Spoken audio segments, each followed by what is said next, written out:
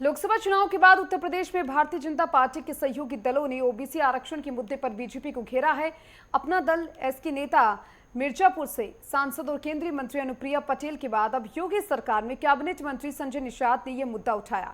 हालांकि देखिए, उन्होंने कांग्रेस, समाजवादी पार्टी और बहुजन समाज पार्टी पर भी निशाना साधा और इन्हीं सभी मुद्दों पर नेटवर्क 10 संवाददाता लालचंद ने कैबिनेट मंत्री संजय निषाद से खास बातचीत की है। जरा आप भी सुनिए। निषाद पार्टी के राष्ट्रीय अध्यक्ष और योगी सरकार में कैबिनेट मंत्री डॉक्टर संजय निषाद जी हैं हमारे साथ। हम उनसे बात करेंगे क्योंकि जिस तरीके से लोकसभा चुनाव संपन्न हुआ है, एक बड़ा लक्ष्य रखा गया था एनडीए की तरफ से उत्तर प्रदेश में 80 सीटें जीतने का। आज उसी की समीक्षा जो है निषाद जी करते हुए दिखाई दे रहे हैं। 2 दिवसीय ये प्रशिक्षण भी है इनका और उसके जरिए ये कहीं ना कहीं जानने की भी कोशिश कर रहे हैं कि आखिर क्या वजह रही कि जो सीटें हारी हैं। सर, जिस तरीके से लोकसभा चुनाव संपन्न हुआ, एनडीए के साथ आप थे और एक लक्ष्य था उत्तर प्रदेश में 80 सीटें जीतने का, अब उसकी समीक्षा जहां बीजेपी कर रही है तो वहीं उनके सहयोगी भी दल करते हुए दिखाई दे रहे हैं। आप किस तरीके से, क्या चीज़ें निकल के सामने आई हैं?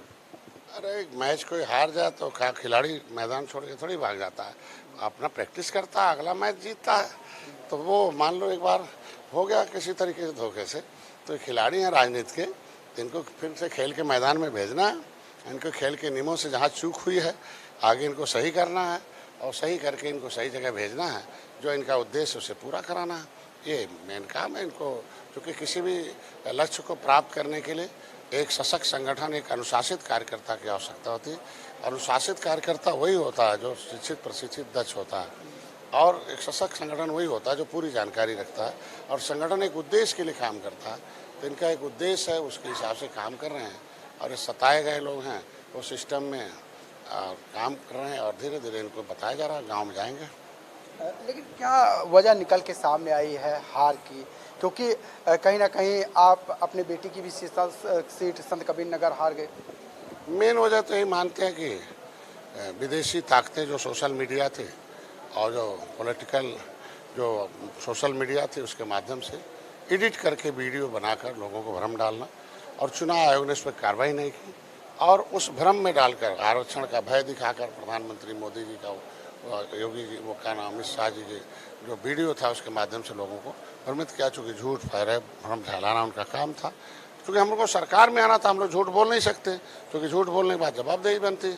उसके बाद हम लोगों ने उस काम को, उसके वजह से हार का सामना करा। मेन वजह वही था और ऐसा हो जाता कि हम लोग वो नरेटिव सेट करके लोगों को वोट लेने में कामयाब रहे और हम लोग जो है अच्छे काम को समझाने में नाकामयाब रहे। लेकिन अपना दल एस की अध्यक्ष हैं अनुप्रिया पटेल, उन्होंने एक पत्र लिखा है मुख्यमंत्री जी को कि आरक्षण का मुद्दा कहीं ना कहीं उठाया है उन्होंने। आप किस तरीके से इसको देखते हैं? अब उनके पत्र का जवाब वही दे सकते हैं किस मुद्दे पर, किस परिप्रेक्ष्य में उन्होंने लिखा है।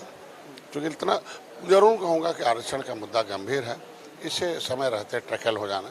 ठीक से टैकल नहीं होने से हर पार्टियां ने इस आरक्षण से नुकसान उठाया है। तो हम लोग भी, क्योंकि निषाद के भी आरक्षण मुद्दे हैं, समय से चर्चा न होना, इसमें उन्हें होने की वजह से हमको लगता है कि निषाद भी कुछ परसेंट उदासीन हो गया और आरक्षण के पर बात न होने की वजह से मैं चाहूँगा समय रहते आरक्षण की जो विसंगति वो खत्म हो जाना चाहिए। क्या वजह है कि अभी तक जो आरक्षण की मांग करते रहे हैं आप, इसके साथ ही 17 जो ऐसी जातियां हैं जिनको एससी में शामिल करने की मांग कर रहे हैं, क्या वजह है? आपकी तो एनडीए में सरकार है। उसकी मेन वजह है कि हमारी जो मूल दस्तावेज थे उसको कांग्रेस ने गायब करा दिया सपा बसपा के सहयोग से, तो उसे केंद्र से हटाना था। फिर इस दस्तावेज को प्रमाणित दस्तावेज लाना था, उसमें कामयाब हो गए।